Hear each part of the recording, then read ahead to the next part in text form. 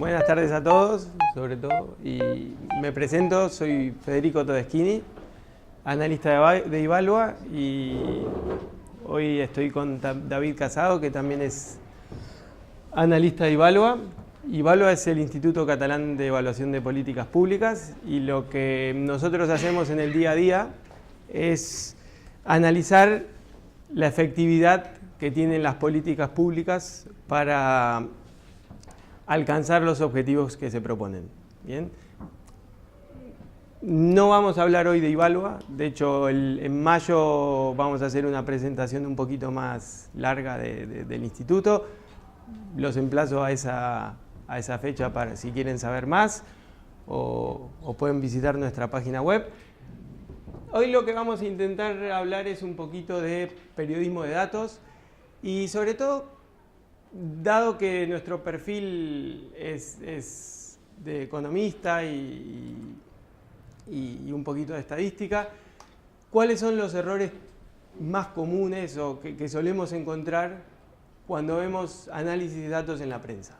¿Bien? O sea, eso es lo que vamos a intentar comentar hoy. Y antes de contarle lo que vamos a hacer hoy, el comentarles también por qué nos interesó hacer esto hoy. O sea, realmente nosotros de periodismo no hemos hecho jamás nada. Vos creo que escribiste algún artículo alguna vez, pero yo ni siquiera eso. El punto es, para nosotros, nuestra frase preferida en esto es, excepto que seas Dios, tráenos datos. ¿Sí? O sea, al único que le creemos por fuerza es a Dios, por fuerza divina, al resto que nos traiga evidencia en datos. ¿Okay? Y hay un médico bastante famoso y que también lo seguimos mucho, que se llama Ben Goldacre, que tiene 2 libros muy interesantes sobre medicina y el uso de información, y un par de charlas en TED que están muy buenas, que se las recomiendo. Que él decía en un libro que se llama Bad Science, que algo así como que si querés que tu investigación salga en la prensa, borrá tu copia de Stata, que es un programa estadístico, vendele tu alma a un public relationships. ¿Okay? O sea, que a la prensa lo único que no le interesa tanto el dato en sí, el análisis en sí, sino la parte más mediática. Yo creo que esto, a partir de que los periodistas empiezan a involucrarse mucho más en datos, va a cambiar para bien. Y por eso nos parece que lo más importante del periodismo de datos es alfabetizar al ciudadano. O sea, que el dueño de la información deje de ser el periodista y pase a ser un poquito el ciudadano. Bien, como dicen en la tele, estos son los datos, suyas las conclusiones. ¿Okay? Todos tenemos ideología, ¿sí? Pero a los datos no les gana la ideología. ¿Okay? O sea, yo soy de derecha, él es de izquierda, pero cuando vemos una regresión, el dato es ese. ¿Okay? Entonces, digo, a partir de eso, ¿qué vamos a hacer esta tarde? Bueno, lo que queda de la tarde.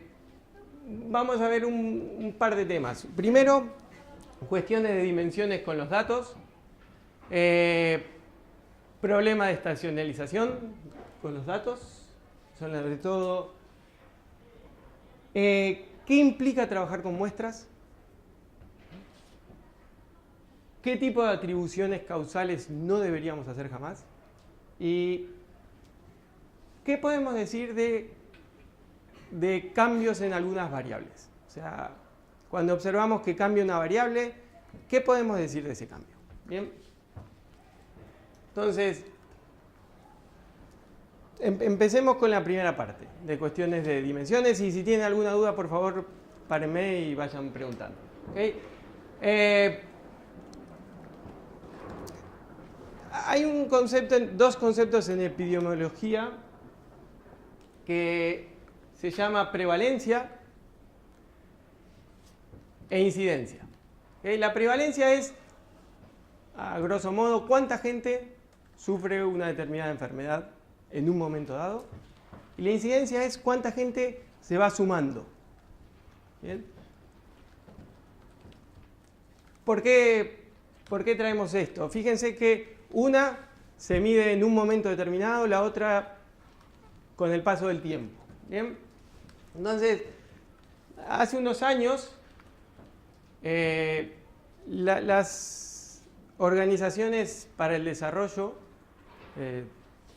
empezaron una serie de campañas con la cual yo creo que simpatizamos todos, de las multinacionales son demasiado poderosas frente a los países con los que tienen que negociar contratos. ¿Bien? Y uno de los argumentos, por ejemplo, en el caso de Nigeria, era Exxon, que es una de las empresas que negocia con el gobierno de Nigeria, tiene una riqueza de 120 mil millones de dólares versus el Producto Bruto de Nigeria es 99 mil millones de dólares. ¿Okay? O sea, Exxon es más poderosa que el gobierno de Nigeria. Bien. Y podemos estar de acuerdo o no con eso, ¿sí? Pero el problema es que la comparación en sí es absurda. ¿Por qué? Bueno, la riqueza se mide en dinero, ¿sí? Mientras que el PBI se mide en dinero por tiempo. Dos dimensiones diferentes. ¿Bien? ¿Cuál es el problema de esto? Si al PBI normalmente se mide por año, pero si en lugar de medirlo por año lo midiéramos por década, bien, la conclusión sería diametralmente opuesta. Bien, Nigeria es muchísimo más poderoso que Exxon. Bien, si lo midiéramos en meses, como se mide en algunos lados, la conclusión sería muchísimo más fuerte. Nigeria no existe en comparación con Exxon. ¿Okay? Entonces, un argumento en las ciencias sociales, y me imagino que en el resto de ciencias, no puede ser válido si las conclusiones dependen de cómo se mide el fenómeno en el tiempo. ¿Bien? Entonces, un primer punto es ese. Cuando comparamos variables, ojo que sean comparables antes de empezar, ¿sí? Una cosa que hacemos siempre, y me incluye, es la ratio deuda-PBI, o PBI-deuda, nunca me acuerdo cómo va. Pero deuda, stock, ¿cuánto tengo acumulado hoy?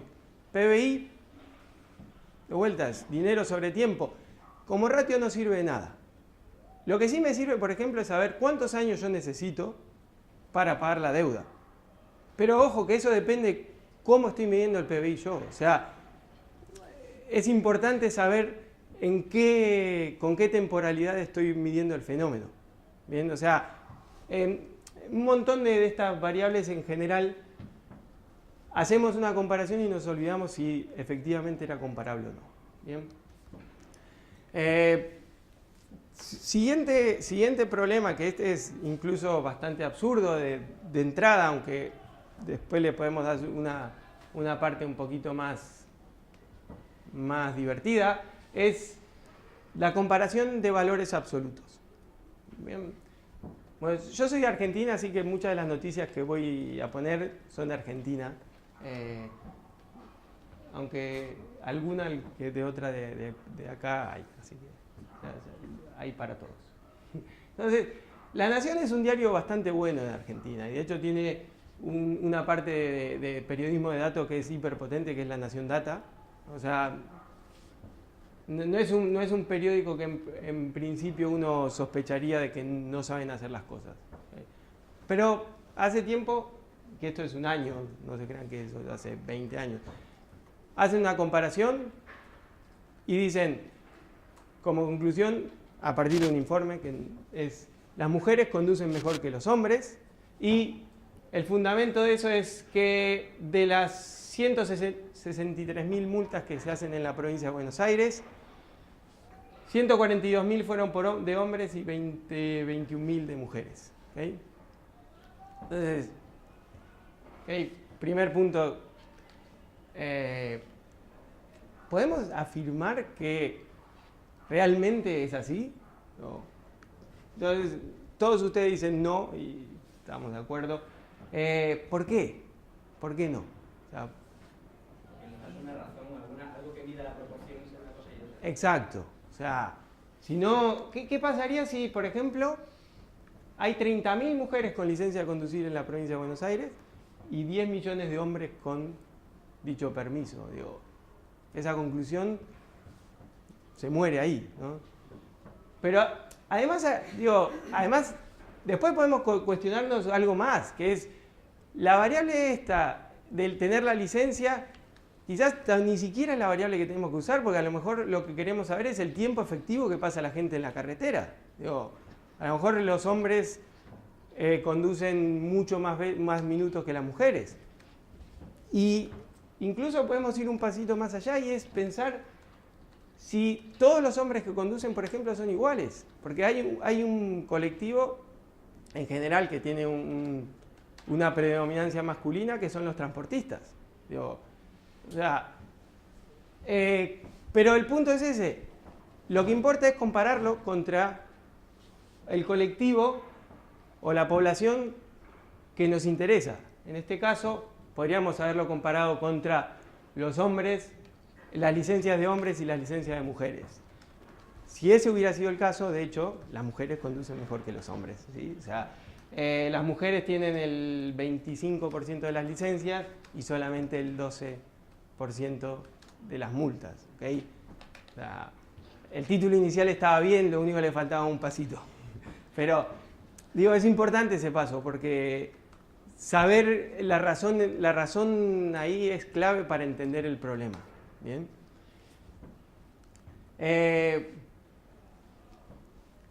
Siguiente caso de comparaciones que quizás están un poquito agarradas de los pelos es el caso de La Vanguardia. Esto salió creo que el 21 de septiembre del 2011, ¿okay? Cuando acaban de cerrar la auditoría la gente de Deloitte sobre las cuentas de la Generalitat. ¿Bien? Y el titular es muy contundente. El déficit es un 36% más alto de lo que admitió en su momento el gobierno saliente. ¿Bien? Y claro, un déficit de un 36% más alto, yo me agarro la cabeza y digo, estamos en la ruina. ¿Okay? Ahora, digo, un déficit de 36% más alto es compatible, por ejemplo, con pasar de tener un déficit de 10 millones a 13,6 millones. ¿Sí? Esto es un crecimiento del 36%. O compatible con la cifra verdadera, que es de pasar de tener 6.100 millones a 8.300 millones. Bien. La primera pregunta que nos podemos hacer es, ¿esto es mucho? O sea, ¿cuán relevante es esto? ¿Okay? O sea, ese es el primer dato que me interesa saber. O sea, ¿cuánto me cuesta a mí generar eso? Entonces, lo primero que tendríamos que preguntarnos es, respecto al Producto Bruto de Cataluña, respecto al presupuesto público de la Generalitat, ¿qué porcentaje es? Bueno, respecto al PBI, era pasar de un 3,1% al 4,2%. ¿Bien? O sea, el crecimiento de ese 36% era exactamente eso. Ahora, fíjense que al decir un crecimiento del 36%, yo estoy haciendo que si pasáramos de un déficit del 0,1% del PIB al 0,136% del PIB, ¿sí? Es compatible con un crecimiento del déficit del 36%, o sea que podríamos haber hecho exactamente el mismo titular. Bien, ahora, lo único que no tendríamos que haber recortado, como se tuvo que haber recortado, o al menos no hubieran tenido la justificación que tuvieron. Bien, o sea, ¿cuán informativo es ese 36%? Cero, no nos dice nada. Lo informativo es que el déficit público creció un 1,1 punto porcentual del PIB. ¿Okay? O sea, saber que creció un 36% no nos dice nada, porque todo va a depender todo de dónde arrancamos. Saber que ahora tenemos un déficit público 1,1 punto porcentual más alto como porcentaje del PIB, ya tengo toda la información que necesitaba ahí. ¿Okay? O sea, El problema es que muchas veces reportamos incrementos, ¿sí?, sobre variables que ya son relativas y da lugar a interpretaciones erróneas. Digo, como esta. Este es uno de mis diarios favoritos, ¿sí? Yo dije que era de derechas, leo La Razón.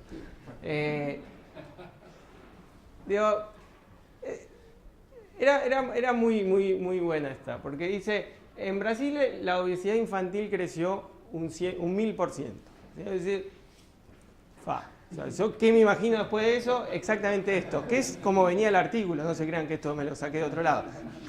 O sea, un montón de chicos gordos, me imagino. O sea, los 200 millones que tiene Brasil de población, imagínense, todo así.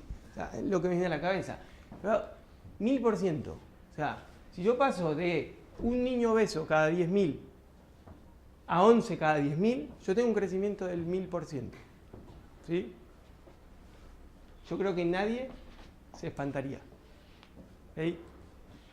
Pasamos de 500 cada 10.000 a 5.500 cada 10.000, o sea, pasamos a tener más de la mitad de los chicos obesos. Eso es un crecimiento del 1000%. ¿Okay? Conclusiones diametralmente opuestas. ¿Por qué? Bueno, porque lo primero que tengo que decir yo es el crecimiento ese del 1000% no sirve de nada. Lo que me importa a mí es saber el paso entre un ratio y el otro. Eso es informativo. ¿Bien? Pero si yo quiero ser sensacionalista, evidentemente me ahorro este paso y voy por el 1000%, que es lo que quiero. Ahora, si yo lo que quiero es que el ciudadano pueda distinguir una cosa de la otra y tome sus conclusiones, bueno, para mí lo lógico es esto. ¿Okay? Entonces, seguimos con cuestiones de errores de información. ¿Okay? O sea, ahora pasamos, yo creo que este fue el mejor de todos, de estos, porque esto es del diario Expansión, ¿okay? Un diario de economía y finanzas, ¿okay? Un diario que en principio hace muy bien esto. O sea, y en el momento que se debatía, esto del 2011, finales del 2011, cuando se debatía mucho el paro juvenil, ¿bien? Bueno, el periodista tuvo la idea de hacer una investigación y llegó a la conclusión de que Bruselas tenía, por informes secretos que no sabían bien de dónde salían, habían detectado que había el doble de paro juvenil que el que informaba el gobierno de España. ¿Bien? Uno ve eso y dice, es que no puede ser. Y claro, uno iba a los datos que mostraban y efectivamente pasaba eso. Y entonces nos pusimos y buscamos todos los datos primero, ¿no? O sea, entonces, digo, esta es la imagen del Quijote contra los molinos, porque ahora les voy a explicar exactamente qué era lo que estaba viendo el tipo. No eran gigantes. Primero, una cosita muy breve, que va sobre todo lo que están haciendo y que me parece hiper importante. Esta es la manera que el Ministerio de Trabajo entrega los datos de paro registrado. ¿Okay? Un montón de Excels. ¿Okay? Hay que bajar el Excel, uno va al archivo y se tiene que meter en el Excel y captura un dato, ¿sí? Y bueno, si quiero, no sé, tener 30 meses, no sé, a lo mejor tardo 1 hora, 2 horas, o a lo mejor me copié me equivoqué en un copy-paste, etc. Bueno, 10 líneas de programación. Wow. 10 líneas de programación, que esto es un programa bastante malo, pero no importa. 10 líneas, en 5 minutos ya está hecho todo. O sea, cuando busquen información, aprovechen todos estos recursos que están teniendo para cómo extraerla, porque es hiper eficiente para después poder analizarla. Si no, uno pierde un montón de tiempo solamente en conseguirla. ¿Bien? Perdón. Buscamos los datos, Bruselas, que es el Eurostat, Ministerio de Trabajo. Che, efectivamente, acá hay un problema. ¿Okay? Bruselas reporta un montón, el Ministerio del Trabajo casi la mitad. ¿Por qué? Bueno, La primera posibilidad es que nos estaban haciendo un poco de trampa. Bien. Pero, por suerte en este caso, al menos, no era así. ¿Okay? Lo que Bruselas reporta como tasa de desempleo viene de una muestra. Y una muestra, de hecho, de cumplimiento obligatorio. O sea, no es una muestra cualquiera, es una muestra que tienen que responder los participantes. En cambio, el Ministerio de Trabajo reporta otra cosa. ¿Sí? El Ministerio de Trabajo reporta la gente que se ha registrado como desempleado. Y se ha registrado voluntariamente como desempleado. Adivinen cuál es el grupo de la población que menos incentivo tiene a registrarse como desempleado. ¿Quién? Bueno, démosle 3 pasos primero. La gente que no recibe subsidio de desempleo.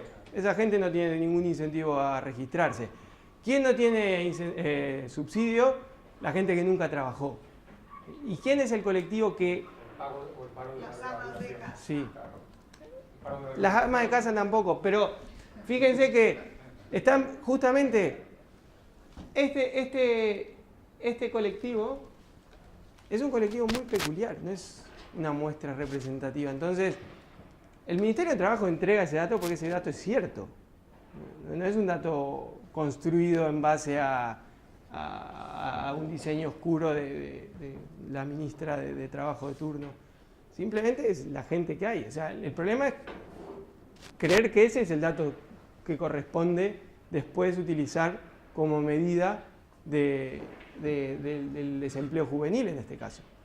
¿Bien? O sea, el problema es que estamos viendo gigantes donde hay molinos de viento. O sea, ¿están haciendo trampa? No, no están haciendo trampa. Simplemente vos no te leíste lo que dice el informe ni del Eurostat ni del Ministerio de Trabajo. ¿Bien? Porque de hecho, lo que reporta el Eurostat no lo genera en ellos.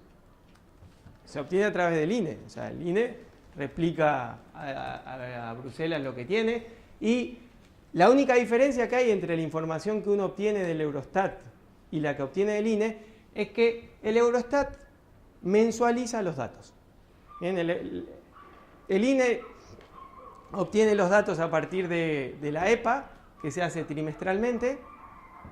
Bien, y Bruselas entrega datos mensuales. Bien, entonces, datos mensuales que además desestacionaliza. Ahora vamos a explicar un poquito qué es esto. Pero la idea es que si estos son los puntos de obtención de la EPA, bien, lo que hace Bruselas es algún algoritmo que le permita unir los puntos. Bien, lo podríamos hacer en forma lineal, pero sería muy quebrado. Utilizan en general formas cúbicas o de mayor dimensión. Bien, pero fíjense una cosa. Fíjense la tremenda repetición que hay en algún componente. Parece como una especie de ciclo que se va repitiendo, ¿no? En distinta escala. Eso se llama estacionalidad. Bien, ¿qué significa? Bueno, que hay motivos que pasan durante el año que se repiten todos los años. Por ejemplo, Navidad, ¿sí? Todos los años tenemos Navidad y todos los años en Navidad hacemos regalos, con lo cual las ventas de juguetes, por ejemplo, para chicos, suben mucho en Navidad. Eso es un efecto estacional. Bien. Cuando queremos evaluar un fenómeno, tenemos que separar ese hecho, o sea, que todos los años suben las ventas porque es Navidad, de el dato que nos interesa, que es la evolución de la variable. Bien. Entonces, el Banco Central de España tiene una herramienta gratuita para desestacionalizar series. Bien, o sea, hay una herramienta hiper sencilla de usar. Entonces, agarra una serie estacionalizada, que es la roja, que es la que habíamos visto recién, y le quita todo el componente estacional. ¿Sí? O sea, remueve toda la parte que no se debe a la variable en sí, sino que se debe a fenómenos que se repiten estacionalmente. Bien. Pascua, por ejemplo, es algo que en general molesta un montón porque las Pascuas, hay un año que cae en un mes, un año que cae en otro mes, y eso, el Ramadán, idem. Sí, ustedes ríanse, pero después, cuando hay que desestacionalizar una serie hay que pensar en qué año cae el Ramadán, porque la población de origen musulmán cada vez es mayor, entonces tiene un impacto cada vez mayor. Pero el punto es que al final de cuentas, el dato que nos da Bruselas es exactamente el mismo dato que tenía el INE procesado. ¿Sí? ¿Procesado cómo? Haciéndolo mensual y quitándole la parte estacional. Si volvemos a la noticia, vamos a ver que dice que usan una metodología distinta. O sea, Eurostat utiliza los datos del INE, no utiliza una metodología distinta, simplemente los procesa. O sea, son cosas abiertamente distintas. O sea, es buscar problemas donde no los hay. ¿Bien?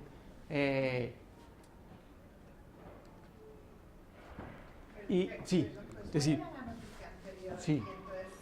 Sí, lo que pasa es que como había tantas cosas en el medio, ahí está. Esta, sí. Entonces, la información buena, ¿cuál hubiera sido? La información buena es la información del INE, que es la EPA. Si yo quiero tener datos mensuales porque necesito trabajar con variables que son mensuales, bien, por ejemplo, quiero comparar una variable mensual que sea importante. Sí. No sé, accidentes de tránsito mensuales y tasa de desempleo, por ejemplo, consumo de alcohol mensual y tasa de desempleo. Y el problema que tengo es que una tiene una periodicidad y la otra diferente. Tengo que hacer alguna manera para igualarlas, ¿sí? O bien desagrego una o bien agrego la otra. Pero el dato bueno para medir desempleo es el de la EPA. El otro lo que me mide es un fenómeno diferente, que es la gente que tiene acceso, de alguna manera, al seguro de desempleo o que está muy motivada buscando trabajo. ¿Sí? Pero es otro fenómeno el que me mide. Sí, lo que ocurre es que ese tipo de problema, en este caso, se repite muchísimas veces. Sí. Porque o sea, la autorización, el dato de la EPA o la utilización del dato del INEM se hace adrede, o sea, voluntariamente para manipular la información y no solamente por parte de los medios. Es decir, el propio gobierno, cuando le interesa dar datos del INEM, diciendo que el paro ha subido o ha bajado, o dar los datos de la EPA por otro lado. Entonces, bueno, pero evidentemente, el periodista aquí está dejando jugar. O sea, está claro, cayendo en la trampa. pero justamente, Pero bueno, realmente cayendo en la trampa o no. Bueno, solo no, exacto. Participa del juego, claro. No, Sí. no, es así, es así. Pero me refiero que en este caso, además, no es una cuestión, o sea, lo que creo es que no es tanto una cuestión de error, sino que en este caso Seguro. es de manipulación. Yo estoy totalmente de acuerdo, pero no quería ir hasta ahí. Yo estoy totalmente de acuerdo, pero no quería llegar ahí. O de ignorancia, que es que yo ahora, si uno lo piensa, es que es un diario que me cuesta creer que no sepan estas cosas.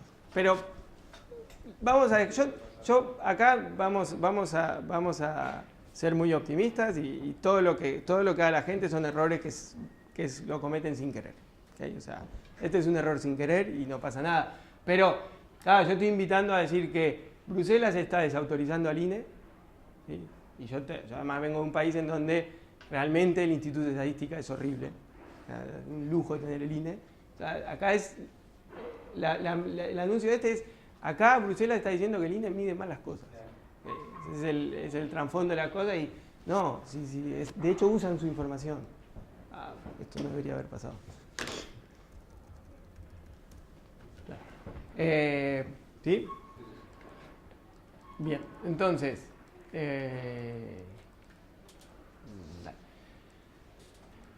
estábamos mal. Bien, entonces, otra cuestión estacional, por ejemplo. Este es un diario que ideológicamente está muy peleado con el gobierno de Argentina. Ese es Clarín y llevan más o menos unos 8 años de una batalla muy intensa y Entonces, las noticias de Clarín hay que leerlas muy detenidamente, ya sea para bien o para mal. En este caso, lo que nos decían es, a partir de una medida económica que se había tomado, aumentaba la demanda de dólares por persona. Bien, en Argentina hoy por hoy tenemos un problema de divisa bastante importante, entonces cuánta gente va y cambia pesos por dólares es algo que es relevante para la política económica. Entonces, o sea, lo que anunciaban básicamente era el fracaso de la medida y que lo único que estaba haciendo era había incentivado aún más la demanda de dólares. Entonces, cada uno se lee detenidamente la información que pone el artículo y se da cuenta de una cosa, que compara los 3 primeros, bueno, esto quedó así, los 3 primeros días de marzo contra todo el mes de febrero y todo el mes de enero. ¿Okay? 3 días de marzo, que es implementación de la medida, febrero y marzo. ¿Cuál es el problema de eso?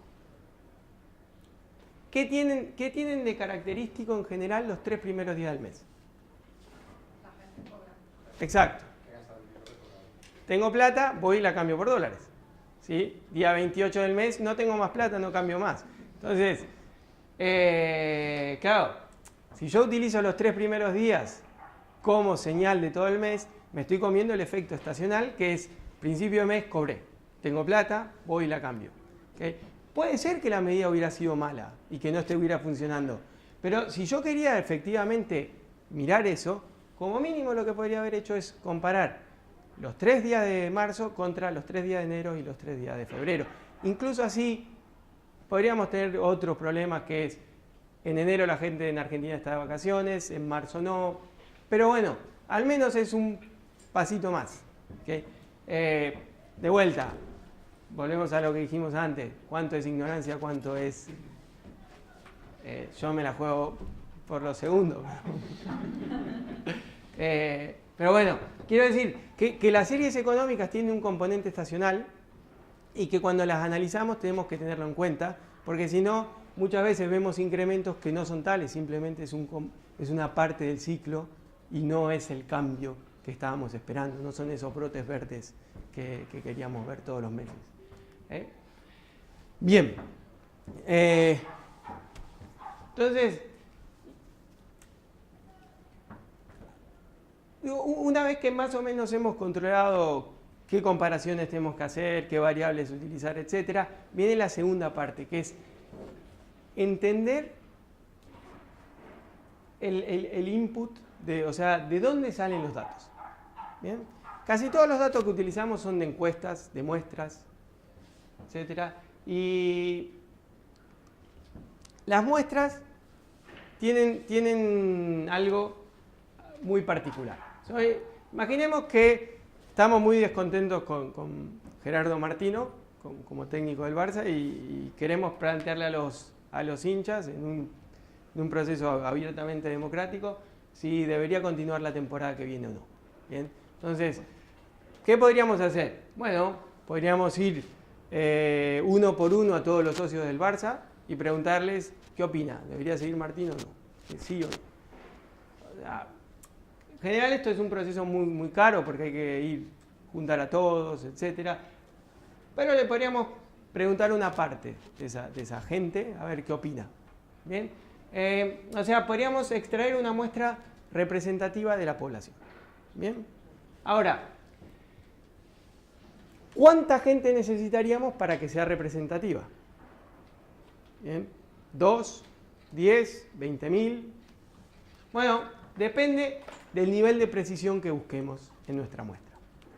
Si, por ejemplo, para una población infinita, en donde queremos preguntar esto sí o no, y queremos un nivel de precisión del 1%, o sea que cuando tengamos la media de todas las respuestas pueda variar para un lado o para el otro en un 1%, ¿sí? Vamos a necesitar más o menos unas 9.600 personas. ¿Sí? Con eso llegamos a ese nivel de precisión, que puede ser poco o mucho, depende de dónde se sitúe la respuesta. ¿Okay? Ahora, si nos contentamos con el 10% de precisión, o sea que si nos dicen 50% puede ser 40 como 60, ¿bien? Con 96 personas ya tenemos suficiente. ¿Okay? Vamos, le preguntamos a 96... Perdón. No, disculpa, es que no sabía el 9000 de dónde salía aquí. Ah, ok, sí. Por cierto, yo le pasé a Carla un programa que después lo colgamos para que puedan hacer cálculos estadísticos de este tipo, que es muy sencillito. Porque es una forma... Sí, es, Viene a ser unos 100.000, ¿no? Supongo. ¿de socios del Barça? Sí, pero se considera una muestra infinita eso. O sea, cuando... Digo, para sacar como dato suficiente para no equivocarse. Sí, realmente... 9.000, veo pocos, pero igual me... No, pero justamente ese es el problema. Con 9.000, para este tipo de respuesta es suficiente. Ese nivel de precisión. ¿Okay? No, claro, fíjate que si es 50% puede ser 49,51. ¿Okay? O sea, quiero decir que si vas, el 50% te dice que sí, y por lo tanto 50% no, imaginemos, ¿no?, que son las únicas dos posibilidades, puede ser tanto como que sí para un lado como para el otro. A lo mejor querés un poco más de precisión. ¿Sí? Pero el cálculo es ese. Es una regla estadística. Sí, Vale. es una fórmula más que una regla. Que depende de cuán conservadores querramos ser en esto, ¿bien? Y cuánta variación puede haber en la respuesta. Sí. Sí, hay que notar una cosa, que de los 9.600 puede parecer poco, pero la mayoría de las encuestas electorales en España se hacen con 1.000. Exacto, pero porque eso es un montón. Un 1% es un montón. Piensen que en general son de 5% el nivel de error. O sea, un 1% es ir muy a lo... O sea, y como dice él, muy pocas veces van a ver una encuesta que sea de más de 2.000 personas. Es carísimo hacer una encuesta de 2.000 personas. Nosotros hemos hecho una de, yo creo que eran 1.800 y salió caro. O sea, por suerte no lo pagamos nosotros. Claro, pero digo, el punto importante es que una muestra inexorablemente trae consigo algo que se denomina error muestral. O sea, van juntos. Y que este error es más grande cuanto menor es la muestra. ¿Okay? O sea, eso sí es una regla. Entonces, cuando miramos el PIB, que es una muestra, cuando miramos la EPA, que es una muestra, cuando miramos las pruebas PISA, que es una muestra, tenemos que acordarnos que los resultados que saquemos tienen un componente de error. ¿Qué implica eso? Bueno, hace poquito salieron los resultados de la parte de resolución de problemas, ¿sí? de las pruebas PISA. ¿Bien? Y nos despertamos con dos noticias. Una, España lo hace muy mal. Dos, Madrid lo hace muy bien. Esas son las dos noticias. Desde El Mundo, ¿okay? Madrid encabeza la prueba de resolución PISA. Desde La Vanguardia, la ministra de Educación de Madrid ya no solamente no contenta con decir que estaban por encima de la media, sino diciendo que esto era prueba de que lo estaban haciendo muy bien, o sea, que las políticas están aplicando. Ya iba un paso más y en economía se llama policy implication de esto. O sea, esto hace que revalida lo que estamos haciendo. ¿Bien? El periódico, el caso catalán, peor que el País Vasco y Madrid. Y los vascos creo que también se ponían un poco tristes y decían algo así como que los vascos flojean. ¿Okay? Entonces la pregunta ¿es cierto esto? O sea, ¿qué sabemos de la prueba PISA? ¿Okay? La prueba PISA se hace en España y tiene, entre otras, para este caso en particular, tuvo 3 submuestras representativas, que eran Madrid, el País Vasco y Cataluña. ¿Bien? Las observaciones que tenía para Madrid eran 1.500, 4.700 para el País Vasco y 1.400 para Cataluña.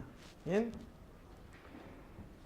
La media que sacaron era 477 España, 507 Madrid, o sea, 30 puntos por encima de la media española, que hacía poner muy contento a todo el PP de Madrid. El País Vasco sacó 496 y Cataluña un disappointing 488. ¿Okay? Ahora, lo que nadie se tomó el trabajo de mirar, ¿sí? ¿Qué error tenían estos datos? Esto no me lo invento yo. Esto está en el report. O sea, esto no es algo que no se puede llegar, que hay que hacer 40.000 cálculos. Eso es de una página en el report. O sea, Madrid tiene un error estándar del 13. Ahora vamos a ver qué implica eso. El País Vasco, como tiene una muestra mucho más grande, tiene un error estándar más bajo. Y lo mismo le pasa a España. Un error estándar más bajo. Cataluña tiene un error estándar del 8,4. La fórmula, que es muy sencilla y que se puede complicar muchísimo, pero partiendo de la base esta es, miren, lo que sabemos nosotros es lo siguiente, que el verdadero valor va a estar entre la media y, para uno u otro lado, 1,96 por este valor. ¿Ok? O sea, nosotros no podemos decir, este es el valor, porque es una muestra, tiene error. Lo que podemos saber es que el 95 de cada 100 veces el verdadero valor va a estar ahí.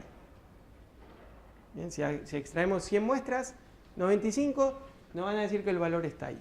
¿Okay? Entonces, hagamos un cálculo. Usemos esto, metamos estos datos acá. ¿Y qué sale? Esto es, perdón, página 146 del informe PISA. O sea, vuelta. Standard errors, así, fíjate esto. Estaba ahí. Miren, esto es lo que sale. ¿Okay? Madrid, Cataluña, País Vasco, España. Ni Cataluña ni Madrid son distintas de España. El País Vasco sí está por encima. Fíjense que el intervalo del País Vasco está totalmente por encima del de Madrid. ¿Okay? Perdón, del de España. ¿Okay? La otra cosa que sí sabemos con claridad es que España está por debajo de la media de la OCDE. O sea, la noticia era España lo hace muy mal. ¿Okay? Y hasta ahí vamos. Y después podemos preguntarnos qué es lo que pasa para que lo hagamos mal.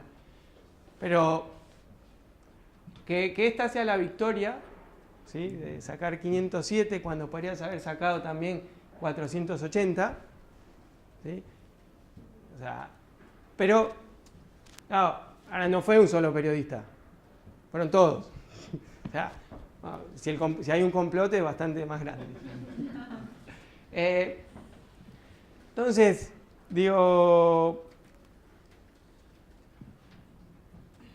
yo quería entrar un poquito en el tema de Big Data, pero creo que ¿sí? ¿Voy bien de tiempo? Okay. Quería entrar antes de pasar a la parte de atribuciones causales que habíamos dicho, era hablar un poquitito del tema de Big Data. ¿Sí? Porque, claro, hasta ahora estábamos hablando de muestras, pero a partir de que cada vez existe más facilidad para obtener grandes volúmenes de datos, empezamos a encontrarnos con que a lo mejor no tenemos que hacer una encuesta como hacíamos antes, sino simplemente buscar lo que hace la gente y listo. De hecho, eso es lo que hizo el ex ministro de Educación de la Ciudad Autónoma de Buenos Aires, hablando de un tema bastante relevante que es la educación. El tipo tenía una hipótesis que yo creo que es cierta, que es en Argentina el tema de la educación no es tan relevante como debería serlo. Y la hipótesis que planteó es, miremos las búsquedas que se hacen de una modelo argentina que se llama Wanda Nara y que estaba casada con un futbolista y que dejó a ese futbolista para irse con su mejor amigo que también era futbolista en Italia. ¿Okay? Y comparemos la gente que busca Wanda Nara con la gente que busca educación. Y utilicemos algo que ahora está disponible para todos, que es las búsquedas en Google. ¿Bien?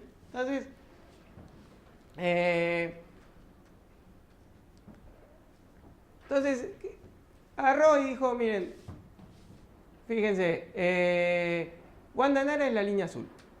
¿Bien? Y la línea roja es educación. Entonces, Si no hubiera habido un paro docente, que es la línea amarilla y que, como verán, en Argentina es bastante frecuente. Si no hubiera habido un paro docente en Argentina, nadie habla de educación. ¿Sabes? Y utiliza las búsquedas en Google de este término. Entonces, de vuelta, yo estoy de acuerdo con lo que él dice.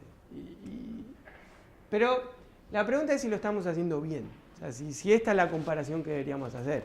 Más allá de Wanda Nara, es decir, de utilizar este tipo de datos. ¿Por qué? Bueno, primero, él hizo un poquitito de trampa. ¿Sí?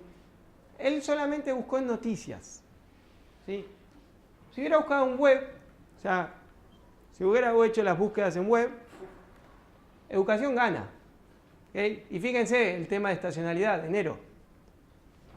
En enero en Argentina estamos de vacaciones, la gente no va a la escuela, la gente no va a la universidad, la gente busca menos cosas de educación en la web.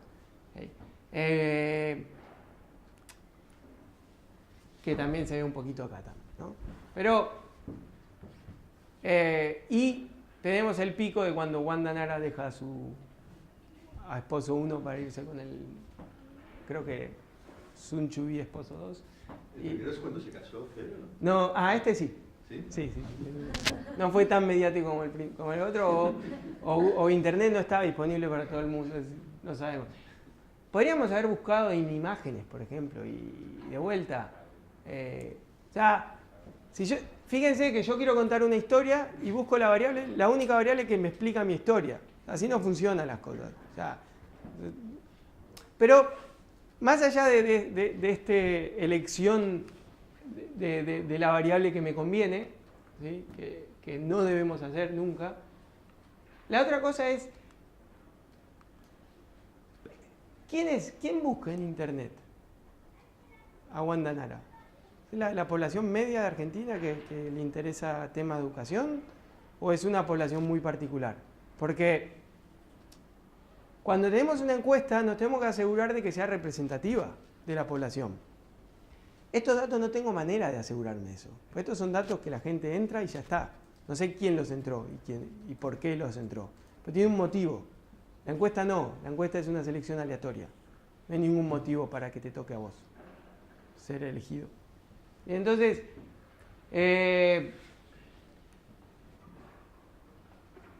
extraer conclusiones de este tipo de datos tiene un riesgo muy, muy grande. Porque tengo un montón de datos y es... Digo, llama la atención y uno los quiere utilizar, pero ojo, que puede ser que no sirvan para nada para el fenómeno que queremos explicar, porque la gente se autoselecciona acá. ¿Okay? Ahora David le va a explicar un poco más qué es eso. Fíjate, hay dos casos, y con esto termino la primera parte, muy interesantes de esto. Google Flu, era un proyecto de Google, creo que sigue siendo un proyecto de Google, para predecir la incidencia de la gripe antes que el CDC norteamericano. ¿Sí? El CDC norteamericano vendría a ser como no sé cuál es el símil de acá, pero es un centro hiperpotente que investiga un montón de cosas y a medida que le llegan los datos dice dónde se está desarrollando la gripe. Google hizo un proyecto que era, a partir de la búsqueda de la gente en Internet, ¿cómo podemos predecir dónde está pasando la gripe antes que los datos que le llega al CDC? Y parece que tiene mucho sentido. ¿Okay? De hecho, los 2 primeros años fueron re buenos del Google Flu, al punto que le ganaban con diferencia a lo que sacaba el CDC. ¿Okay? O sea, ¿qué pasó? Bueno, hubo un pequeño cosito ahí con la gripe porcina, pero bueno. El tercer año hizo una sobreestimación que hizo gastar un montón de plata de vuelta, podemos pensar si hay algo por detrás, pero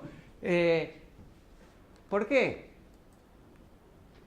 ¿Por qué hizo esta sobreestimación? Bueno, porque ¿quién usa este algoritmo? ¿Quién se mete en Internet para buscar si hay gripe o no?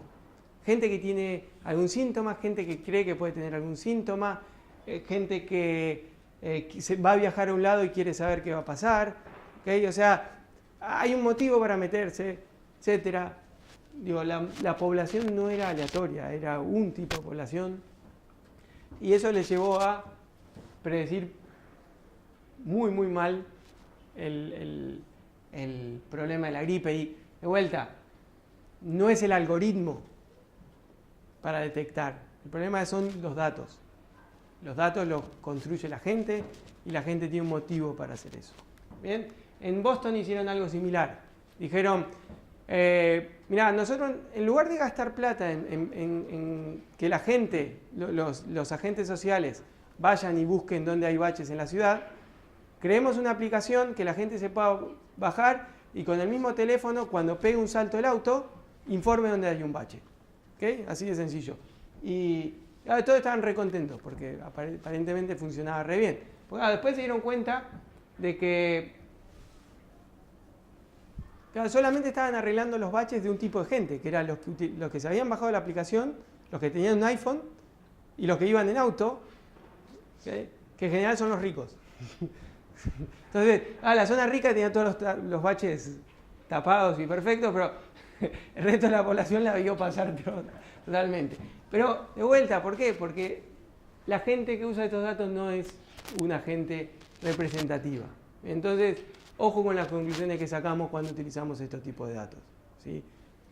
Cuando usamos datos del gasto del gobierno, bien, perfecto, porque esos son los datos. O sea, ahí no hay elección. Bueno, nos pueden decir qué datos dar y qué datos no, pero eventualmente son los datos. Pero cuando es gente la que introduce los datos, deberíamos ir un poquito con cuidado, ¿sí? Pie de plomo. Le dejo paso a David, que les va a contar la segunda parte. Gracias, Fede. ¿Cómo? ¿Sí? Sí. ¿Esto es adelante y detrás? Así está. Vale. Sí. Bueno, buenas tardes. La segunda parte lo que explora son algunos errores que se cometen a veces en prensa en relación al establecimiento de consecuencias y causas en general, ¿no? Vamos a empezar con un primer problema. El palabra técnico es el que ven en negrita, la omisión de variables relevantes, que es algo como enigmático, ¿no? Y el subtítulo es, o los vidrios polarizados provocan más choques, ¿sí? La noticia aquí es la siguiente, de nuevo de la patria de Fede, en página 12, nos comentan que un estudio ha demostrado que el hecho de conducir coches con vidrios polarizados provoca un 30% más de riesgo de padecer un choque, ¿sí? En particular, el estudio lo que hace es ir a es que tiene otra palabra, eso es en Argentina. ¿Cómo se llama esto? Donde llevas el coche a desguazar, ¿no? Es un desguace, correcto. A un desguace. Es que estoy tan contaminado ya por el sujeto este que no... El desguace. Van al desguace y observan, ¿no?, los choques de distintos coches y distinguen si llevaban o no los vidrios polarizados, ¿de acuerdo? Y detectan que el 30% de los coches, ¿no?, o sea, que los coches con vidrios polarizados, pues en principio tenían había muchos más en el desguace, comparado con el porcentaje de coches en las carreteras que tenían vidrios polarizados, ¿no? Estaban como sobre representados en el desguace. En particular, un 30% de sobrerepresentación. Tate, ya tenemos la noticia, ¿no? Aquí la pregunta es, bueno, es cierto que los coches con vidrios polarizados tienen más accidentes. Esa parte de la noticia es correcta, ¿sí? La pregunta importante es, sin embargo, o la cuestión a plantearse es, quizás los conductores de los coches con vidrios polarizados también son distintos de los conductores de coches que no tienen los vidrios polarizados, ¿no? De hecho, la pregunta a formular es, ¿son los vidrios o los conductores los que tienen los choques? ¿Sí? ¿Qué diríais? Los coches, en principio, hasta que no llegamos a esa tierra prometida en que circularemos por carreteras, ¿no? Así, nuestro coche, ¿no?, eléctrico, de momento los conduce gente, ¿no? Entonces uno podría pensar que los conductores de vidrios polarizados tienen determinadas características, ¿no?, que los hacen más propensos a tener accidentes, ¿sí? por ejemplo, o son jóvenes de 22 años que quieren, digamos, impresionar a la parroquia, ¿no? Y típicamente su conducción puede ser más agresiva que el hombre más pausado, ¿no? Que no tiene los vidrios polarizados. La cuestión importante es entender, ¿no? Que puede que la mayor sinistralidad de los coches con vidrios polarizados no se debe a la polarización en sí, sino a otra variable, que es que los conductores de esos coches son distintos al resto, ¿sí? Eso es exactamente lo que en jerga técnica se llama un problema de inferencia causal errónea, porque estás omitiendo una variable relevante. En este caso, el hecho de que los conductores de los coches con vidrios polarizados son distintos al resto de conductores. En general, estas comparaciones crudas, ¿sí? Vamos a coger la sinistralidad de los coches con vidrios polarizados contra la sinistralidad de los otros coches y ya está, sin ajustar por nada más, esta plaga las noticias sobre las consecuencias devastadoras de no sé qué, las causas. Esto es muy habitual. De hecho, ¿no? en nuestro entorno, los colegios públicos tienen peor rendimiento que los privados. Esto es una noticia que sale a menudo, ¿no? Pero claro, aquí uno piensa que el carácter público es el que está generando un problema de rendimiento académico, ¿no? Pero uno se puede preguntar, oye, ¿no será porque atienden clientelas distintas? Quizá el alumnado sea diferente, ¿no? En las escuelas públicas que en las privadas.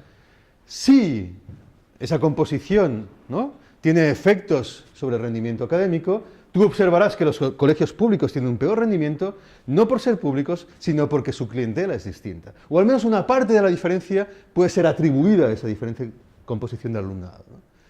O por ejemplo, también es habitual pensar que los parados que realizan, que reciben políticas activas de ocupación, ¿no?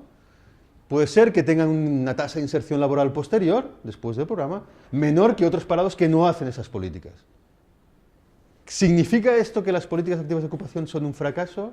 Bueno, quizás solo está reflejando el hecho de que los parados que realizan esas políticas en particular son distintos a los que no las realizan, ¿sí?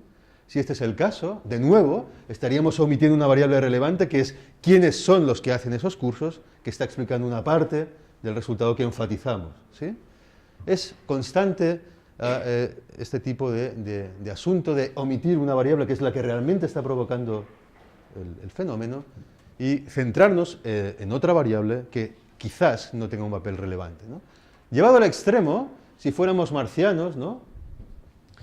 Podríamos aterrizar en la Tierra y constatar que los individuos que mueren de cáncer de pulmón, ¿no? Tienen los dedos amarillos, o más amarillos que el resto de población que no muere de cáncer de pulmón. Y atribuir a la amarillez de sus dedos, ¿no? La muerte. Y diréis, os reís porque lógicamente no son los dedos amarillos, sino una tercera variable omitida en nuestro argumento, que es el hecho de que esas personas fuman, ¿sí? Fumar amarillea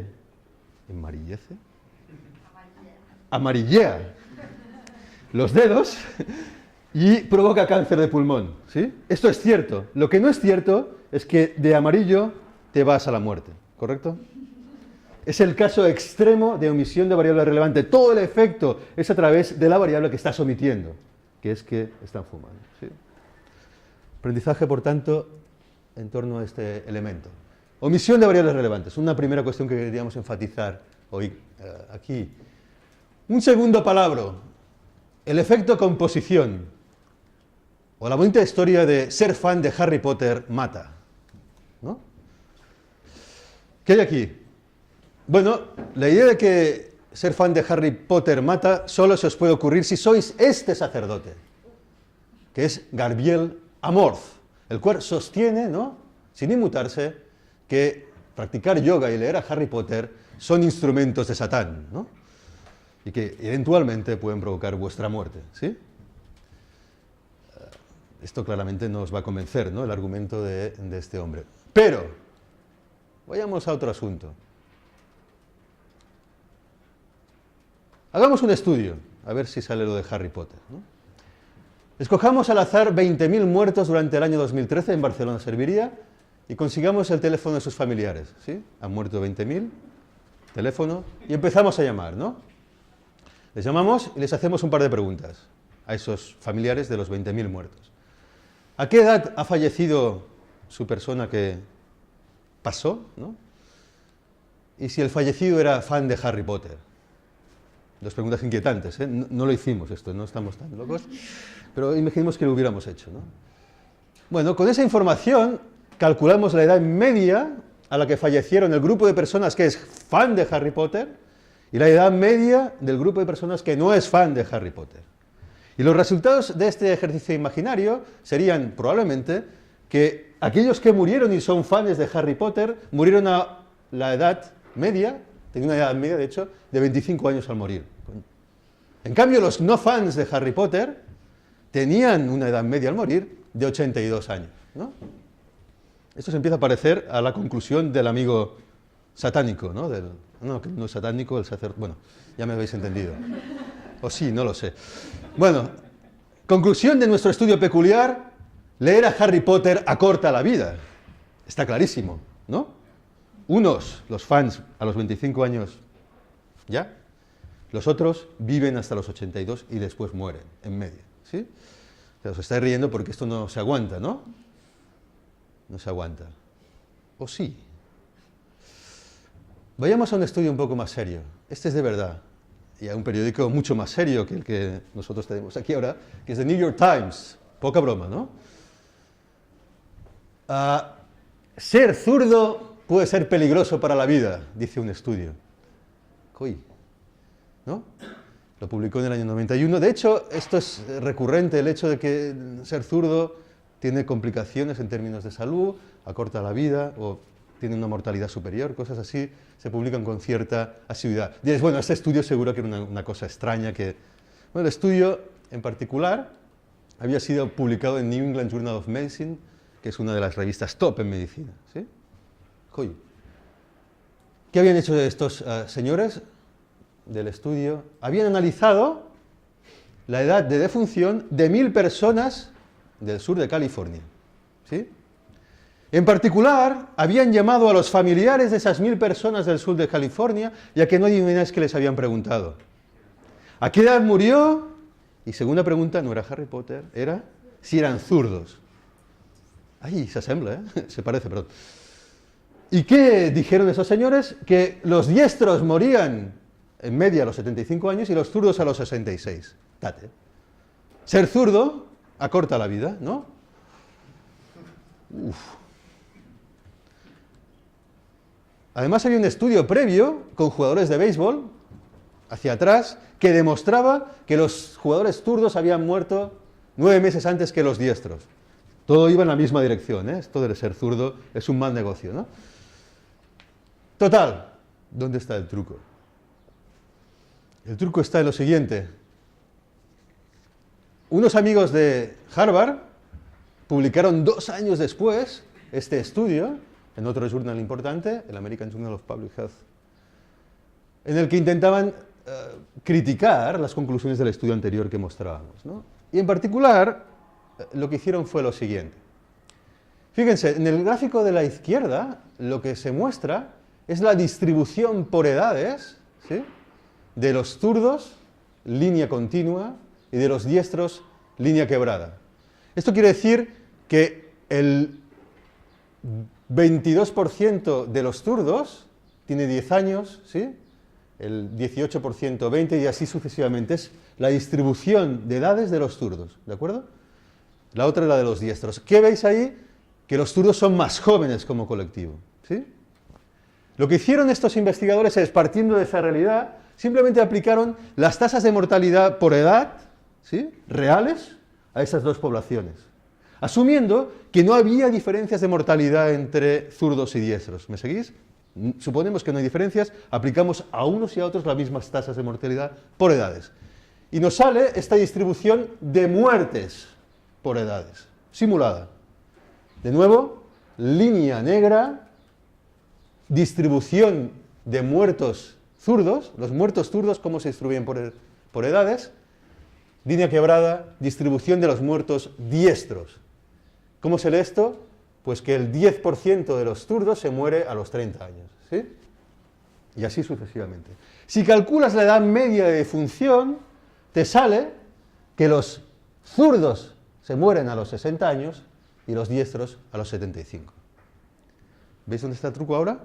El truco está en el hecho de que ambas poblaciones tienen edades distintas, de tal manera que si unos son más jóvenes, típicamente se mueren antes, ¿sí? Si tuvieran la misma distribución por edades, se morirían en el mismo momento. Como no es así, aun suponiendo que la mortalidad es la misma, encuentras esa diferencia en términos de edad media de función, ¿sí? Que es justamente el único dato que aportaban los otros investigadores, ¿sí?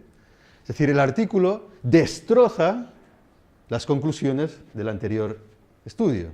Pero no se queda contento con esto. Había voluntad de sangre ahí, ¿eh? Cuando hace un estudio correcto, que es coger una muestra representativa de cerca de 4.000 personas mayores de Boston y los sigue durante 6 años, reportando desde el minuto 0 quiénes son zurdos y quiénes no, casi 4.000 personas, insisto, descubren que no hay ni una sola diferencia en tasas de mortalidad en personas mayores a los 6 años. Nada. ¿Sí? Este artículo es de 2 años después que el artículo que dio lugar al titular del New York Times, ¿no? Pero, bueno, esto ya era quizá menos noticia, ¿no? Seguramente. ¿Qué es el efecto composición, por tanto? No hay nada, simplemente la composición relativa de los dos grupos que estás comparando es distinta, ¿sí? Por ejemplo, se habla mucho de los salarios han bajado en España o no han bajado para ajustarse a la crisis. ¿Os suena este debate? ¿Sí? ¿Han bajado los salarios? ¿No han bajado? Esta es la evolución en azul, es el cambio en los salarios a lo largo del tiempo, desde el 2001 hasta el 2012. ¿Sí? En azul, insisto, más o menos estable durante una serie de años, luego sube, 2006 hasta el 2009 tiene un pico y empieza a disminuir, ¿sí? Hasta que se vuelve crecimiento negativo, ¿no? En 2011 y 12. Esa es la evolución de los salarios. Pero, ¿qué tiene que ver esto con el efecto composición? Aquí la intuición es entender que esta es la evolución salarial de los ocupados. Pero si los ocupados han cambiado de composición, en el sentido que la gente que menos ganaba, ¿sí?, ha perdido su empleo, parte de la disminución del salario no la observas realmente, porque es gente que ya no está trabajando, ¿sí? Entonces, el efecto composición es lo verde, ¿sí? En el sentido que es qué parte de la variación en el salario es atribuible al hecho de que está cambiando la composición de los individuos ocupados, ¿sí? De tal manera que si tienes en cuenta eso, los salarios realmente han bajado más, que es la línea roja, de lo que están diciendo los datos sin ajustar por ese efecto composición. Hemos puesto un ejemplo para acabar, esto es más complejo, pero el ejemplo siguiente lo ilustra de una manera muy sencilla, ¿sí? Imaginaos que solo hubiera 2 tipos de trabajadores ocupados, los temporales y los indefinidos. Tampoco es mucho imaginar, ¿no? En el 2007, imaginaos que el 50% de todos los trabajadores fueran temporales y el 50% restante fueran indefinidos, ¿sí? Los salarios de unos y otros serían 500 euros mensuales en el caso de los temporales, 1.000 euros en el caso de los indefinidos. El salario medio de la población ocupada sería de 750 euros, ¿sí? Fácil de ver, la mitad 500, la otra mitad 1.750 euros. 6, esto está equivocado, debería ser 2013, si es después de la crisis, no pasa nada. 2013, imaginen que la crisis acaba con todos los temporales, que tampoco es mucho imaginar, se van al paro, ¿no? Pasan al 0%, un caso muy extremo, y todos los que están trabajando tienen contratos indefinidos, 100%. Fíjense qué pasa con los salarios. Lamentablemente los temporales, como no trabajan, no tienen salario, 0 euros, pero los indefinidos han visto caer su salario medio en un 25%. ¿Cuál es el salario medio del conjunto de ocupados en el 2013? 750 euros. El mismo. Es decir, con estos datos podríamos pensar que el salario medio por ocupado no se ha movido, no ha habido ningún tipo de ajuste. ¿El ajuste ha existido? Sí, y es devastador, ¿no? La mitad de los trabajadores ya no están trabajando y los trabajadores que están trabajando con contratos indefinidos ganan un 25% menos. Todo lo que hay aquí detrás de esta constancia en el salario es puro efecto composición, ¿se ve? ¿Sí?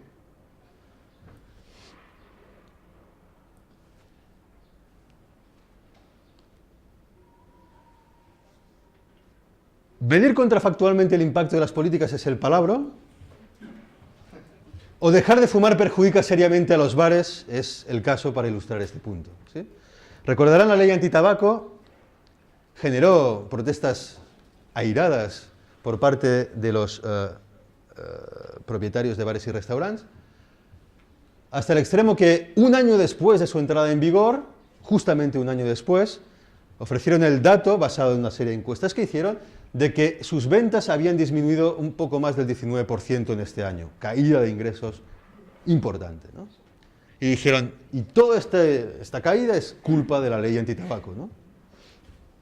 Entonces la pregunta aquí es, no, que tengo que apuntar aquí, claro, digo, ¿por qué no se mueve? Porque hay que apuntar aquí. Bueno. Él es el tecnológico de los dos, como pueden observar, ¿no? ¿Es plausible señalar que el 19% de la caída es atribuible a la ley antitabaco? ¿Qué diríais? Ha caído un 19% entre el 2011 y el 2012, ¿no? Enero a enero, es la ley antitabaco. Hombre, el mundo ha cambiado, ¿no? Afortunadamente, este último año, ¿no? Bueno, sin ir más lejos, la crisis económica se recrudeció en este periodo, ¿no? Entonces es plausible pensar que la gente, ¿no? Si pierde el empleo, son los mismos de la otra transparencia, ¿no?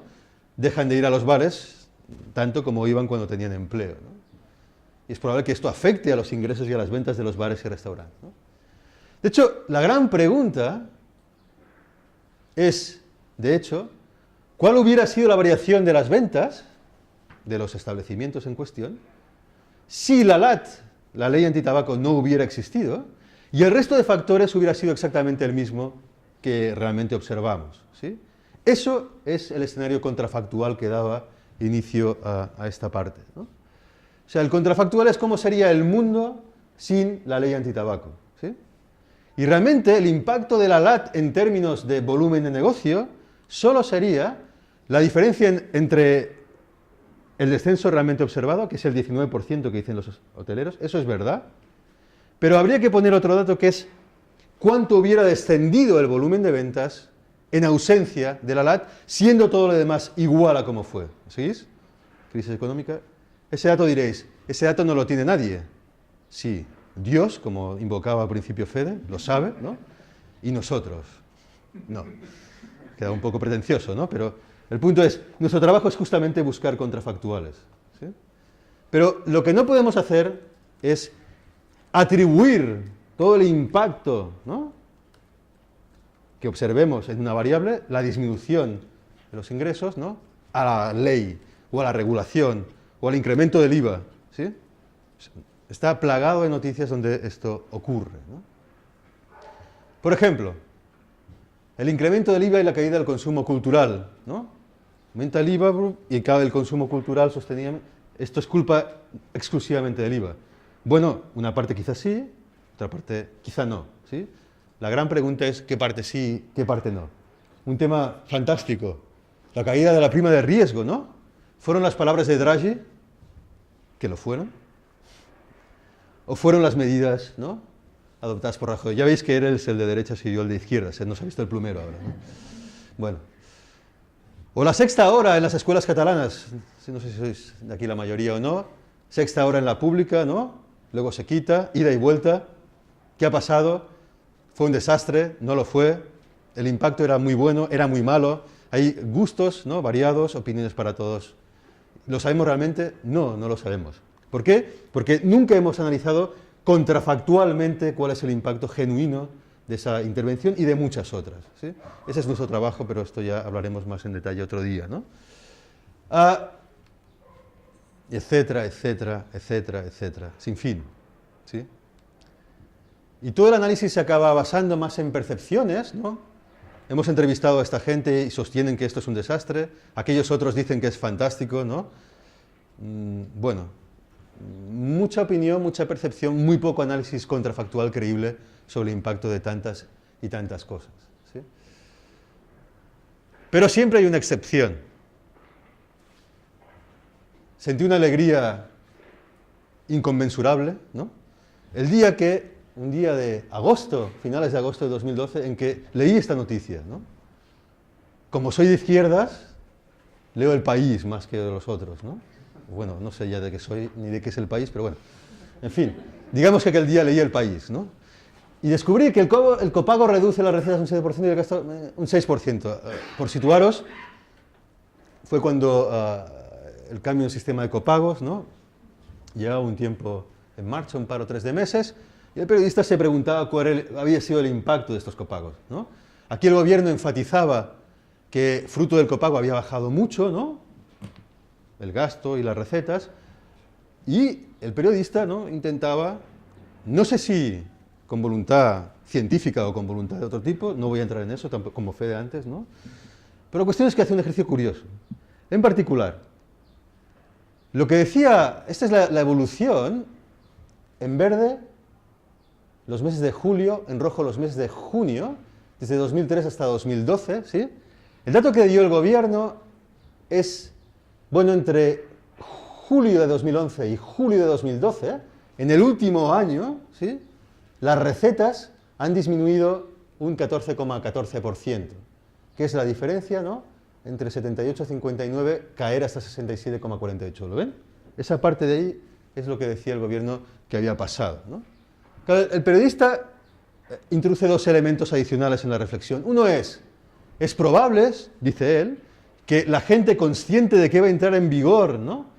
El aumento de los copagos, digamos que acaparara medicamentos en los meses previos, ¿sí? Lo cual parece bastante plausible, ¿sí? Y se aproximaba a esa realidad enfatizando que, fíjense en los junios, ¿no? Respecto a junio de 2011, junio de 2012 había un incremento notable en el volumen de recetas. Es decir, eso está ahí y eso me indica que algo está pasando en términos de acaparación, ¿no? Y por otro lado decía, bueno, además, debemos tener en cuenta que las recetas, en general, como se observa en el gráfico, tienen un comportamiento creciente en España desde hace años, ¿no? Luego, independientemente de la entrada o no en vigor del copago, esta tendencia hubiera existido igualmente, ¿sí? De hecho, y ahí fue mi emoción cuando leí la noticia y vi lo que había hecho, ¿no? Sugiere, las líneas rojas y verdes continuas son reales y las quebradas no son reales, son un contrafactual.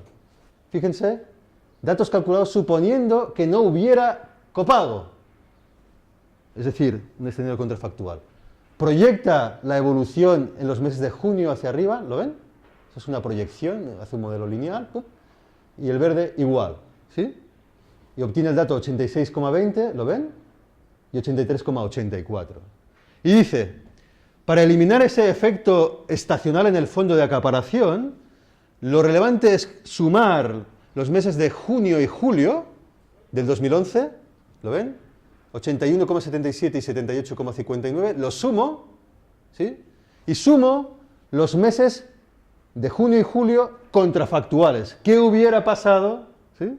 Según mi modelo, si no hubiera habido el decreto de copago? 86,20 y 83,80, suma. Y mira la diferencia entre los meses de junio y julio sumados 2011, junio y julio sumados 2012, para capturar este efecto de acaparación, ¿no? Y haciendo todo esto, y como no me sé la contraseña aún de Fede, ¿no? Haciendo todo esto, el periodista sostiene que la disminución ha sido solo de 7,4% en volumen de recetas, ¿sí? Descontando el efecto de la acaparación y teniendo en cuenta también esta idea de contrafactual. El ejercicio es interesante, pero no me convence. Me ilusioné y luego dije, bueno, no me convence por lo siguiente. El cálculo del gobierno es el que he comentado antes, julio 2012 respecto a julio 2011, partido julio 2011, 14,13. Esto es lo que hace el periodista, recuerden, suma los meses de junio y julio, le resta el contrafactual y respecto al contrafactual, ¿sí? 7,39. Pero en mi opinión, si pudiéramos departir con el periodista que hizo este trabajo, la verdad es que no es necesario hacer toda esa implicación de sumar y demás, porque el contrafactual ya está definido para mí. El contrafactual, si has calculado el 83,84, que ven es la proyección para julio de 2012, ese ya es el contrafactual. ¿Qué hubiera pasado en el mundo sin el copago? En julio de 2012, 83,84, ¿sí? ¿Qué ha pasado en julio de 2012 con el copago? 67,48, ¿sí? Todo eso está aislado del efecto acaparamiento, ¿sí? Y para mí ya es un contrafactual, ¿sí? Yo hubiera hecho simplemente esa diferencia, pero le hubiera salido entonces un 20% de disminución en las recetas, que quizás era un dato que no le convenía tanto, no lo sé. La cuestión es que cuando uno se mete a hacer estas cosas, claro, se expone a la crítica del análisis que haya sugerido, ¿no? Bueno, pues este es un poco el caso. Y esto es lo que teníamos preparado para hoy, ¿no? Perdona, es una tontería sobre esto. Dime. Último. Sí. Pero quizá el dato observado no está realmente condicionado por el efecto acaparación. Parcialmente sí. Sí, en tu análisis. Parcialmente sí. ¿Quieres decir en lo que sugiero de quedarte con el 83,84, no? No, que bajara a 67,48. Sí. Claro, que en realidad a lo mejor no hubiera bajado tanto si no se hubiera acaparado en junio. Es probable. Pero el argumento sería como a fortiori, ¿no?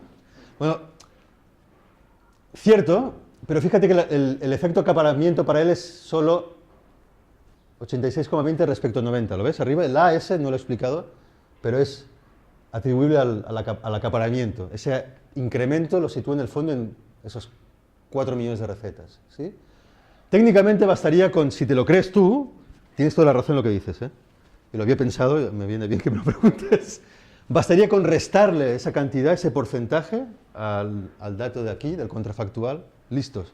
Pero fíjate que la disminución no llega a ser de un 5%. Es decir, sería pasar de 83 quizá a 79. 79 contra 67, incluyendo el efecto acaparamiento. Él hace este artificio de sumar los meses, le sale una cosa distinta, ¿sí? Tiene razón. Sería eso que he dicho yo, más ese ajuste del 5% por el acaparamiento que también había calculado. En fin. Una pregunta porque no me ha quedado claro vosotros desde dónde operáis, ¿no? Desde una página web, donde publicáis esto cada tanto, ¿cómo es que ¿Estas cosas? Sí, cada. Estas cosas, esa es la primera vez en la vida que lo hemos hecho para hoy. Y hasta ahora que lo hemos mostrado, solo lo habíamos visto tú y yo, ¿no? Desde estos días. No lo hemos colgado en ningún sitio. Sí, bueno, sí, queda pretencioso, pero es que no nos dedicamos a esto en el sentido de... Claro, yo lo que os iba a preguntar era si esto, de hecho lo hacíais como, ¿no?, posteriori de forma analítica, o entrabais en la arena del día a día. No. En cuando hay el informe PISA, los de 500 periodistas publican algo. Todavía no. A primera vista. Cuando nos echen del trabajo haremos esto, supongo, no sé. A ver, hoy por hoy no tenemos tiempo, pero nos parecía importante contribuir un poco a primero aprender también de todo lo que nos pueden plantear ustedes y pasarle nuestra perspectiva, que a lo mejor es un poco más analítica, a lo mejor va más allá del día a día, pero es ojo con estas cositas nada más. Nosotros lo que nos dedicamos es al análisis de políticas públicas. No entramos en cada una de las cosas que aparecen, de vuelta todavía. Yo soy más pretencioso a lo mejor, y lo voy a hacer en breve, pero con un seudónimo. Pero con el acento me van a agarrar seguro. Pero claro, nosotros no nos dedicamos a esto. Lo hicimos porque nos parecía que con todo lo que nosotros habíamos aprendido durante nuestros años de estudio y en nuestro trabajo, podíamos contribuir un granito a toda la parte de periodismo de datos, que nos parece hiper importante. Porque al final lo que nosotros intentamos hacer en nuestro trabajo es democratizar la información sobre la efectividad de políticas públicas. ¿Qué políticas públicas sirven y cuáles no? a cumplir un objetivo. Bueno, y yo creo que toda la parte, me imagino que David también, toda la parte de periodismo de datos también democratiza mucho ese acceso a la información. No es la opinión del periodista que te la tiene que creer o no, sino hay un análisis por detrás que tiene unos supuestos, los dejas claros, y si no los crees, no los crees, pero están claros. Ver cómo se está, el entorno de los medios de comunicación, cómo están mostrando esos temas. Ahí puede haber también muchos cambios provocados por eso. Sí, por eso mismo es importante que cuando quieras medir un fenómeno tengas muy en claro que sea una variable que no esté alterada por este tipo de cosas, o lo menos posible alterada. La gente puede pensar que la educación pública es buena o mala, y eso va a ser subjetivo, pero un dato que va a ser mucho más objetivo es si la gente que va a la escuela pública se gradúa tanto o más o menos que la gente que va a la escuela privada. Eso es un dato más objetivo, ¿no? Entonces, todo el que es análisis de datos tiene que tener en cuenta eso, que el dato sea objetivo, y que el dato sea objetivo depende de muchas cosas, entre otras que no sea la misma gente la que lo reporta, porque ahí se pierde todo. La génesis de nuestro interés por esto parte de que desayunamos juntos a diario, miramos los periódicos y comentamos las noticias, y al final, por acumulación, sobre todo él es el que ha llevado más el peso de todo esto, nos dimos cuenta de que había infinidad de casos en los que era una cuestión de cómo se estaban analizando los datos, ¿no? El que hubiera un resultado u otro, interpretaciones que no se sostenían, ¿no? Y nos pareció interesante compartir esto con vosotros y recibir algún feedback, ¿no? Esto sí. Es que he mirado vuestra página web y me gustaría que explicarais un poco qué hacéis, aunque sean 5 minutos.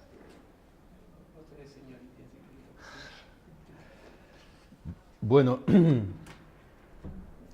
nos dedicamos básicamente a... Somos un consorcio público, es lo primero, que están representados la Generalitat de Cataluña, la Diputación de Barcelona, la Pompeu Fabra y algunas instituciones públicas más. Y nuestro mandato, nuestra misión es promover la evaluación de políticas públicas en Cataluña, entendidas como lo que mostramos más hacia el final, ¿no? De ver si las políticas, regulaciones, actividades que realiza la Administración surten el efecto deseado o no. Si, por ejemplo, las políticas orientadas a los parados logran que la inserción laboral de estos parados aumente con el paso del tiempo o no. O ver si los programas para mejorar el rendimiento académico de los alumnos surten efecto o no surten efecto. Todas estas cosas son las que nos preocupan en nuestro trabajo, ¿no? Entonces, el punto de partida es que esto puede parecer extraño, dirás, ¿no funcionan las políticas? La respuesta es que generalmente no. O sea, muchas de las intervenciones que hacemos no surten el efecto deseado, ¿no? Se trata de documentarlo y sobre todo ayudar a intentar rediseñar esas intervenciones para que surtan efecto, ¿no? Ese es fundamentalmente nuestro trabajo, que es algo nuevo en nuestro entorno desde los últimos 5 o 6 años que estamos trabajando como institución. Nace en 2009, Ivalua. Y bueno, somos un equipo pequeño, hemos hecho cosas, ¿no? Pero comparativamente, si nos comparamos con otros países de nuestro entorno, queda trecho por recorrer en sentido, ¿no? Y personalmente los dos, hablo por Fede porque sé que también lo piensa, nos tomamos este trabajo como una idea de profundizar en la transparencia ¿no? y en el rendimiento de cuentas que se hace con el dinero de los ciudadanos, ¿no? ¿Los informes que hacéis luego se pueden consultar? Sí, son públicos, sí. Esta es una de las señas de identidad de la institución hasta el momento, es que hacemos públicos nuestros informes, justamente para que exista ese rendimiento de cuentas hacia la ciudadanía, ¿no? ¿Están accesibles vía web o tienen que tener una... No, son accesibles vía web. Si luego curiosidades están colgados en su integridad. Sí. ¿Y los planes a evaluar los elegís vosotros? ¿O os dicen, a ver, evaluadnos esto a ver cómo ha ido? Ahora se nota que sois periodistas, ¿eh? Ahora ya, ha cambiado, ¿eh? Es lo que hay. No. Yo no sabía ni que existía. Bueno, Me parece muy interesante. esto dice poco en favor de nuestra vertiente comunicativa. Pero bueno, tenemos que mejorar en ese sentido. No, la mayoría de cosas que hemos evaluado son encargos que nos hace la administración directamente. Nos interesaría que mirarais esto o aquello otro. La mayoría. A veces ocurre que ese interés por parte de la administración es fomentado por nosotros, ¿no? Tenemos una parte importante de esta actividad que es formación a directivos y técnicos de la administración, explicando agitación y propaganda y anunciando la buena nueva de la evaluación de políticas, ¿no? Esto es muy importante, esto ya verás que es lo que se lleva ahora, ¿no? Y entonces acabamos generando una demanda inducida en muchas ocasiones también. O sea, es una mezcla entre cosas que les interesan y nos piden, cosas que creemos que son importantes y intentamos convencerles para que las analicen, pero sí, no somos una institución con un endowment de 10 millones de euros, ¿no? Y ahora estos chicos van a descubrir qué pasa y llamamos a la puerta, venimos a evaluar, y nos abren, nos dan los datos, no va exactamente así por el momento. Creo que respondo a tu pregunta de esta manera, o sea, no somos una agencia independiente completamente que vamos empujando y tal, ¿no? Es una especie de situación intermedia hasta el momento entre una cosa y otra, por decirlo así. Solo quería comentar un poco que lo que habéis presentado era mucho sobre estadística, ¿no? Y encuestas y muestras y todo este tema, que existe desde hace tiempo el que se llama periodismo de precisión, que es básicamente eso, análisis de datos estadísticos, pero bueno, parece que no se hace mucho por aquí. Periodismo de precisión, tiene este nombre. Sí, se llama así, ese término. Hay un libro bastante importante. Sí. Y es eso, que los periodistas aprendan sobre estadística y números, pero... Es que hace falta a nivel de formación de los periodistas que, bueno, una asignatura de periodismo de precisión, pero que no sea una asignatura que aparte normalmente era la María, ¿no? Yo recuerdo que era la última que se hace. Y, a ver, por ejemplo, yo estudié en la Pompeu Fabra y yo recuerdo la diferencia que había entre alumnos que venían de económicas y lo que nos sabíamos nosotros. Yo me acuerdo de una compañera que había estudiado económicas, que cuando hacíamos periodismo de precisión no entendía lo que decía el profesor, que normalmente era un redactor de economía en un periódico. Y decía que justamente me comentaba que la sección de economía de un periódico no la entendía, y esta chica venía de formación económica. No sé si a vosotros a veces os pasa eso, ¿no? Bueno. Pero ahora aquí en sentido muy crítico de que, bueno, este tipo de cosas, igual a nosotros nos falta como periodistas la formación para saber qué datos escoger realmente, cómo interpretarlos. Necesitamos una base más sólida en la universidad, creo. No seré yo quien diga que no, o sea, pero... Lo que habéis explicado es una prueba. A ver, o eso, o lo que ocurre con otras especialidades, es decir, el periodismo al final tiene que contar, es el periodista es el típico aprendiz de todo y maestro de nada, ¿vale? Y tiene que seguir siéndolo, porque es su papel. Evidentemente, cuanto más sepa, mejor. Pero también está el que las empresas mediáticas pues utilicen las asesorías de gente de las diferentes especialidades para poder realizar mejor el trabajo. Es decir, aunque el periodista no llegue a tener una formación demasiado absoluta en estadística, se puede contar con una persona experta en estadística para matizar lo que se está a punto de publicar, por ejemplo, ¿no? No solamente, evidentemente que información es importante, pero tampoco hay que esperar que el periodista de la sección de economía tenga un conocimiento de economía, pues como si hubieras hecho la carrera, no hace falta, pero sí que hace falta contar. Eli se refiere al hecho, porque por ejemplo, el ejemplo que han puesto de la EPA, de desestacionalizar los datos del paro, tú tienes un comunicado de la EPA que se supone que lo hacen personas que saben de números. ¿Por qué el dato de desestacionalización está escondido cuando es el válido en el fondo, no? O sea, es el que te dice, aquí no ha habido ni Semana Santa, ni Navidad. Entonces, el tema es más, creo que vas en esta línea, que no te metan un gol.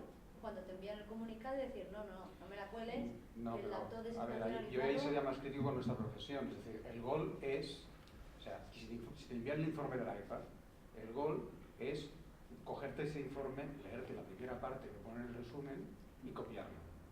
O, peor aún, leerte el comunicado de prensa de un partido interesado o de una institución gobernada interesadamente sobre el informe de la EPA, tú tener el informe de la EPA y en vez de mirártelo, analizarlo con expertos, publicar el comunicado de prensa de la institución interesada. Eso es lo que está ocurriendo. Que al final somos, en las redacciones somos sencillamente seleccionadores de mails. A ver qué me llega.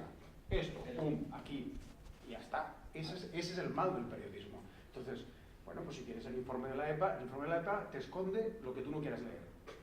Porque si está, está.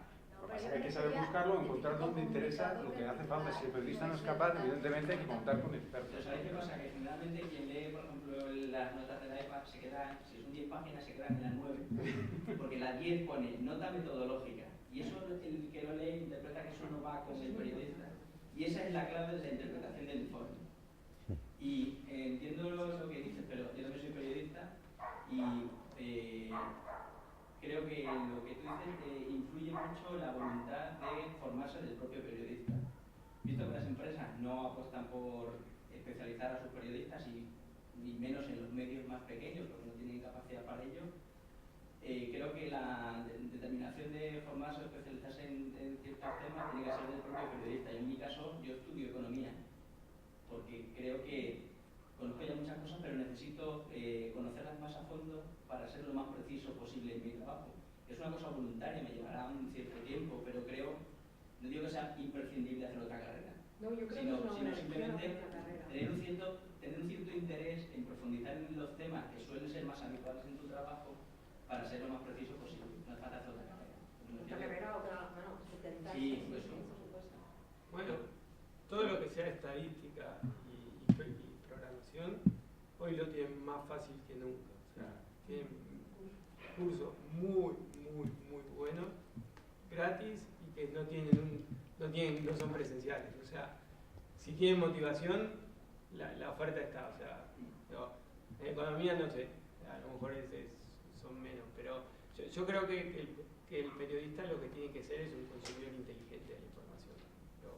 No tiene que ser un especialista, como yo no tengo que ser un especialista en programación, pero cuando tengo que dialogar con un programador, que no me venda lo que sea. Entonces, pero de vuelta, que hoy lo tienen muy fácil a eso. O sea, hace 20 años les costaba un montón, como me hubiera costado a mí un montón aprender a programar. Hoy, ya, son 4 horas a la semana que le tengo que dedicar. Si estoy motivado, lo puedo hacer. Entonces, la verdad no sabía que existía el término periodismo de precisión. Le vais a dar una alegría ahora, con ese periodismo de precisión. Pero vamos a investigar. Bueno, de hecho hay quien dice que el periodismo de precisión es el antecesor de lo que ahora se llama el periodismo de datos. Claro. O sea, se utilizan grandes cantidades de datos para sacar historias y noticias. Yo estudié en la Pompeu Fabra y al principio había periodismo de precisión. Ahora lo han quitado.